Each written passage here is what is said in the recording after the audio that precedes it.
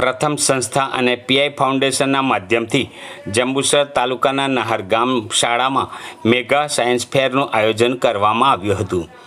28/2/2025ના રોજ યોજાયેલ mega science ફેરનું આજે સવારે 8 વાગે માહિતી પ્રાપ્ત થઈ હતી, જેમાં મેગા સાયન્સ ફેરમાં બાળકોને પ્રોત્સાહિત કરવા માટે જંબુસર તાલુકા ટીપીઓ ઉમેશભાઈ પટેલ સાહેબ, તાલુકા શિક્ષણ પ્રમુખ દિનેશભાઈ મકવાણા, નહર ગામના પ્રથમ નાગરિક સરપંચ મહેશભાઈ મોરી, સીઆરસી અમૃતભાઈ, પ્રથમમાંથી કોઓર્ડિનેટર દીપકભાઈ પરમાર વગેરે ઉપસ્થિત રહ્યા હતા।